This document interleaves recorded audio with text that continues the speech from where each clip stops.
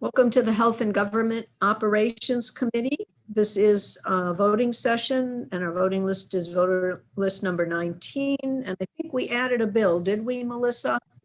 Can you remind me of the number? It was House Bill 879. Okay. That way I won't forget to include it when we go through things.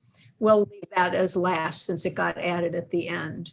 FYI, we're just going to conform it to the cross file. So I don't think you need to do a lot of homework, but if you want to, you certainly can. Senate Bill 49, Tyler. Did you want me to take roll, Chair? I'm sorry. Yes, I really want you to take roll, please. Pendergrass, Yes, here.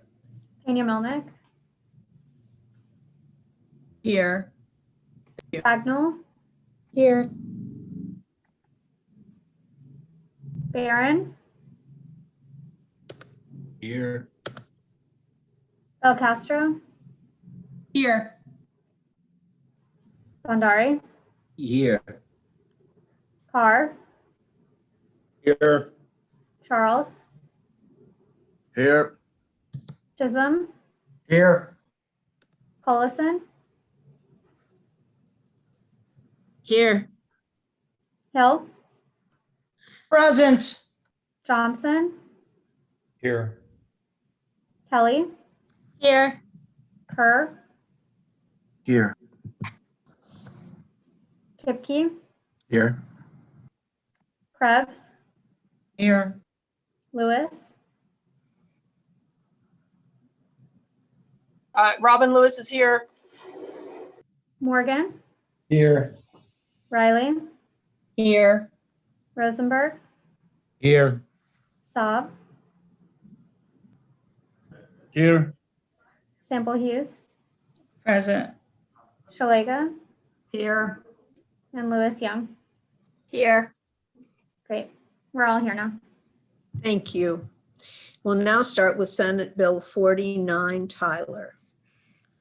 Senate Bill 49 with the adopted amendment, or if the amendment is adopted, would conform to House Bill 38 as it passed the House unanimously. Delegate Rosenberg. Yes, this is conforming. So I would move, I assume there's an amendment. Move the amendment to conform the bill to the House bill. Is there a second? Second. All those in favor say aye. All those opposed, no. The ayes have it. The amendment passes. I see no hands in the panel. Would you like Move to the bill as amended. Second. Thank you. Is there any discussion on this bill in the state that we passed the Senate bill? Sorry, the House bill.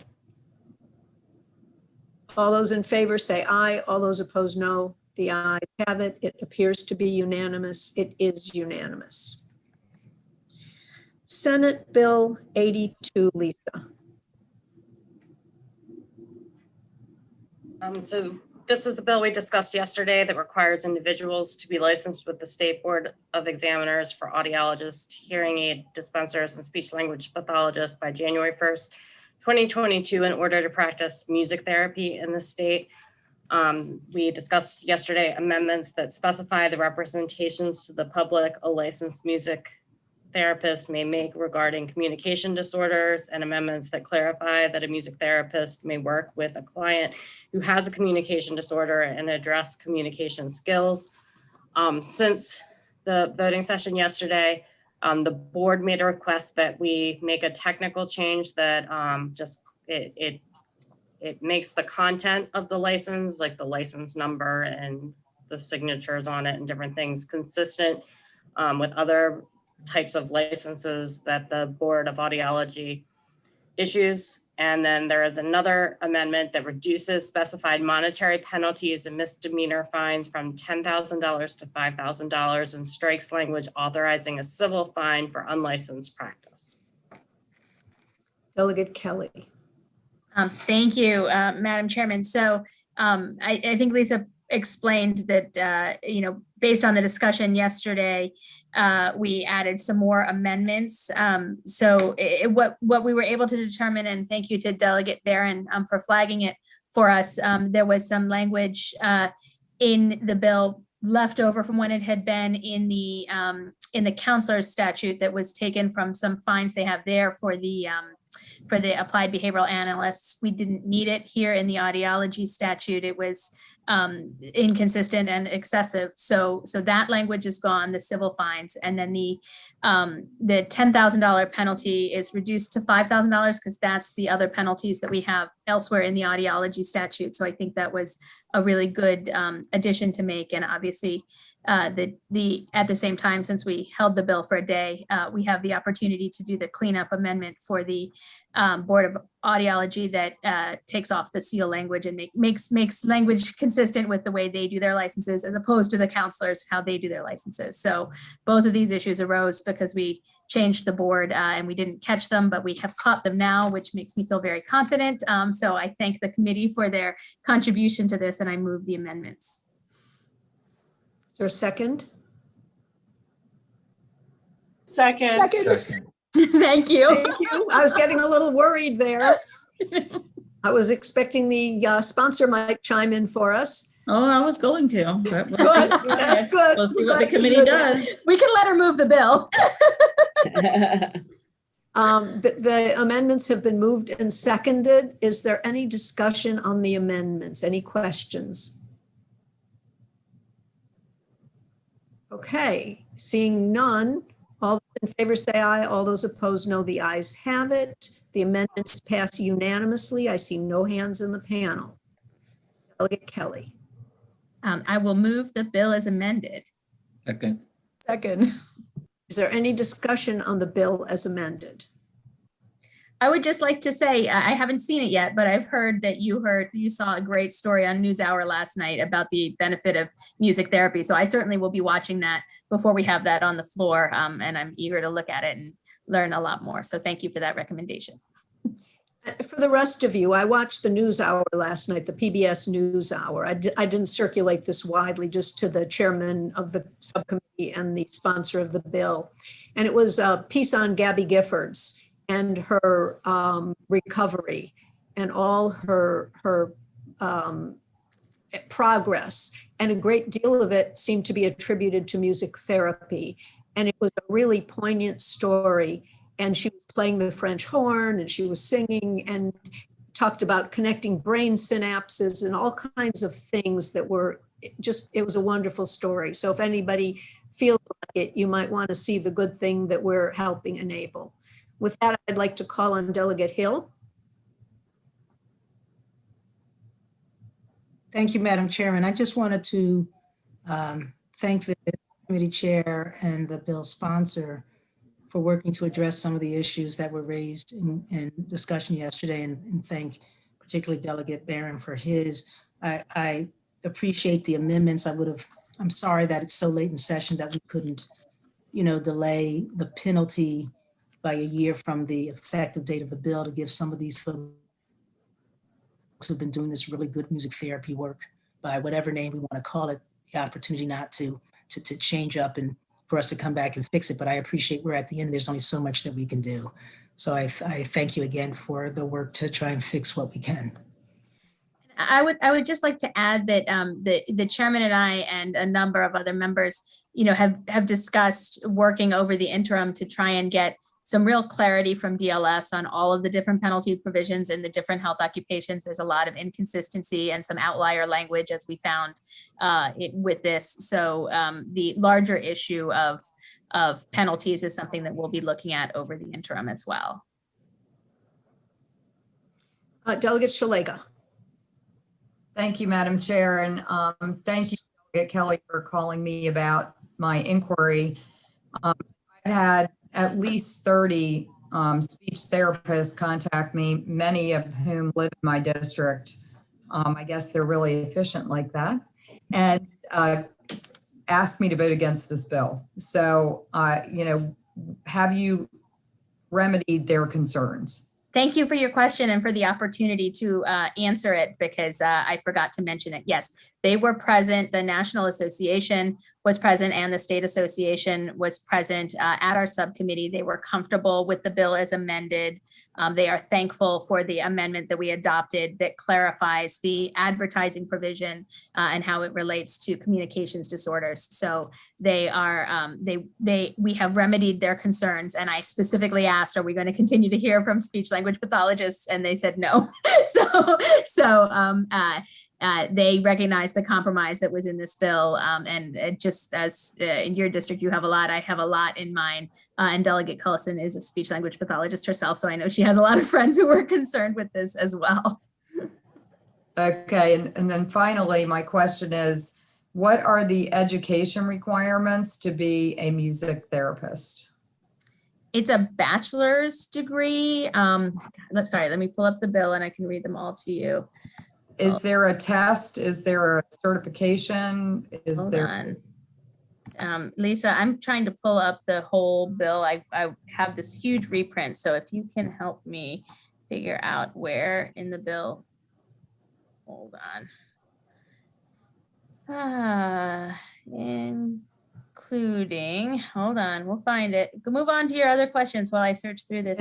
Is there an exam, an examination that music therapists must take that that assures that their knowledge in this area is at some level that, you know, is agreed upon? Delegate, so go ahead. Sure. Go ahead. I was going to say, wait until she finds it in the bill, but if you found it, great. I know she's an expert. I know this, I know the sponsor knows this inside and out. So while I'm looking for the exact language, she can give us some oral information. Sure. So with this certification, you have to have two certifications from the American Music Therapy Association. And there's a certification board that certifies them to be eligible to provide and practice music therapy. And so is there just an exam that's taken, or is there some? There is an examination. They also have the bachelor's degree or higher in music therapy or its equivalent that includes a clinical training component from an education program that is approved by the American Music Therapy Association or its successor and within an accredited college or university. And my last question would be, how many other states do this? We're going to be 10. We're going to be number 10, I believe. Does that sound right, Delegate Sample Hughes? I know I don't know. There's a couple pending. I just am not sure. We'll be at least 10. I think there's a couple more that whether they're passed it yet or not this session. Right. Pennsylvania has it in their legislature and some other ones as well, but it's a national certification and a board that oversees this group. Thank you. Thank you. I see no other hands. So there are no more questions. Have we moved and seconded the bill as amended? We have. We did, yes. Okay. All those in favor say aye. All those opposed, no. Please raise your hand in the panel. I see no hands. The bill passes unanimously. Madam Chair, my hand is up. Got you. I'm sorry. Thank you. Delegate Krebs, Delegate Saab. I see two hands. Well, only one in the panel. Now, Nope. We're doing yellow hands. Do the hands in the panel, please, so that they stay up all at the same time so I can get it right. I just don't. Morgan, Saab, and Krebs. Yeah. We've been doing these yellow hands the whole year. I've been seeing them in the panel, the yellow hands in the I panel. haven't been doing the panel at all this year. I've been doing the. But that's where I read them, Delegate Krebs. So I don't know why. I've seen them there. Maybe you do it a different way on your computer because your hand is up in the panel now.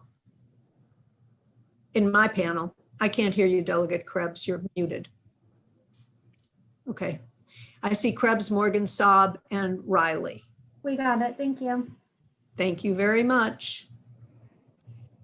The bill passes. Senate Bill 187. 167. 67. 67, yeah, that's right. I erased. Senate Bill 167 authorizes the State Board of Social Work Examiners to issue a temporary license to an applicant who, except for passing the required examination, has otherwise completed the appropriate education and experience required for a license to practice bachelor social work or master social work. There was an amendment passed in the Health Occupations and Long-Term Care Subcommittee that limits the board's authority to circumstances under which the examination is unavailable to an applicant for at least 7 days and limits the length of the temporary license to 90 days after the examination becomes readily available to the applicant. Delegate Kelly? Yes, so we just discussed this a few minutes ago in subcommittee. We wanted to tighten the proposed bill as it came into us. So we adopted an amendment that was crafted by the board in cooperation with Delegate Krebs. But we did make some modifications to that. So it is, we added specific language that says the test has to not be available for 7 days in order to trigger this. We added language that said it would only be for 90 days after the test was available in the future. And again, just for the background for the committee, the board is not actually required to do this at all. It's entirely authorizing. So with that, I move the amendment. Is there a second? Second. Delegate Hill, I see your hand up.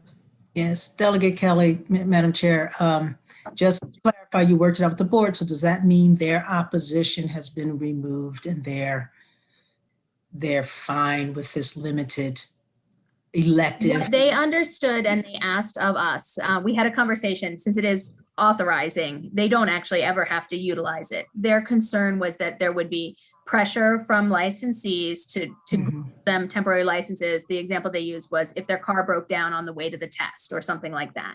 So what they were looking for was an amendment that significantly narrowed even the authorization, which we did give them. They were there when we discussed the changes to the wording. They were comfortable with it. So are they neutral or unopposed? I would not say they're supportive. I would say neutral Okay. was the best that we could get. And I think also on the other side, the social workers, again, wanted much more than we gave them, but are, happier to see a bill than no bill. Thank you. Delegate Shalega, followed by Delegate Cullison. Thank you. How many times can they do this? So if they take a test and fail it, and then they get an extension, or they miss a test, and how many days can they actually make The this? language that we put in says that the test has to not be available, not that they took the test and failed it or anything like that. It has to be, Delegate Krebs' amendment made clear that this would only be, the board would only be able to authorize this if the national test was unavailable for 7 days or more. The issue that underlies this is that the National Certifying Organization for this group made a decision that online tests were not going to be an option. So they have to be in-person tests. That's out of our control in Maryland, right? That's the National Certifying Organization. So that could continue to be a problem into the future. In order for a person to get a temporary license, in order to trigger that, the board would have to authorize it, first of all, but second of all, it would have to be in a situation where the test that is available through the National Certifying Organization was unavailable due to some type of emergency or catastrophe. So it's not just going to be, I need a temporary license because I failed my test or something like that. That's not a situation that would trigger this. In terms of when the temporary license ends, it ends 90 days under the amendment, 90 days after the test becomes available. So they're not going to be able to extend it after that if they take the test and they don't pass it. Okay, so they can't do 90 days and then another 90 days. No. Another 90 days. No, Thank you. sure. Delegate Cullison. Thank you, Madam Chairman. And I think I'm probably just going to repeat a little bit, but I think just to be clear, what this language does is it takes it out of the hands of and questions of individuals, and it totally based on when the test is available. There's no individual right of request or anything in it, and the board absolutely makes the decision about when the test is readily available. So the board decides on June 15th, that test is available. All of you guys who got temporary license, you got 90 days to take the test and pass it in order to be licensed. So it's totally out of the hands of individuals and based on the availability of the test, which I think got to the board's issues. I see no other hands. Are there any other questions? With that, did we move the amendments? Move the amendment. Let's go ahead and do that. Would you like to second that, Delegate Kelly? Second. Is there any further discussion? All those in favor say aye. All those opposed, no. Please put your hand up in the panel. The bill passes unanimously. That was just the amendments, right? The amendments, yes. Move the bill as amended. Second. Second. Any discussion on the bill as amended? All those in favor say aye. All those opposed, no. Please raise your hand in the panel. Seeing no hands, the bill passes unanimously. Senate Bill 735 was held, and we're adding House Bill 879, which is a cross file to something, Tyler. Senate Bill 69 as the committee approved it yesterday. Great. Move. Second. Who moved that? I did. Who? Rosenberg. Oh, good. I was afraid it was Tyler, and I was a little concerned about it. I wanted to try to be legal. Thank you. Is there any discussion on us conforming this bill to the bill we sent out of committee yesterday? All those in favor of the... What? There had to be an amendment to conform it. Yeah. Oh, That's was true. that not the amendment? Okay, move the amendment. Move the amendment. Is there a second? on again. the- Move is the there a amendment. second? Second. Discussion on the amendment. All those in favor say aye. All those opposed, no. The ayes have it. I see no hands in the panel. Move the bill as amended. Any discussion on the bill as amended? Second. Oh, thank you. I see no hands in the panel. All those in favor say aye. All those opposed, no. The ayes have it, and the bill passes unanimously. There is one concurrence, I believe. Have I got that right? Does anybody have a concurrence, any staff? I have one. Tyler? House Bill 1091, for which HGO's secondary appropriations voted to concur with the amendments. The amendments made in the Senate add some provisions to the bill requiring that certain reports that were going to be filed to the budget committees will also be filed with Education, Health, and Environmental Affairs Committee, as well as Health and Government Operations Committee. Requires that emergency procurement contracts be executed in writing. Requires the procuring unit to evaluate the contractor's ability to perform the requirements of a contract based on certain criteria, and requires units submit copies of emergency procurement contracts at a value of $1 million or more to the Board of Public Works. I will move to concur with the amendments that have been added to the bill, which, as you may recall, is tightening up our procurement, our emergency procurement, and it's where we put the sort of group of things. We use that as sort of the omnibus bill. Is there a second? I second. Is there any discussion? All those in favor of the amendment, of concurring with their amendments, say aye. Aye. All those opposed, please raise your hands. We will concur with their amendments. I think that's what we need. I see nothing else on my vote list. We're supposed to go back at 6. I haven't heard otherwise, but sometimes I don't hear otherwise. So if anybody hears anything, text Melissa so she can text everybody and share it, please. And with that, enjoy your little downtime, and I'll see you in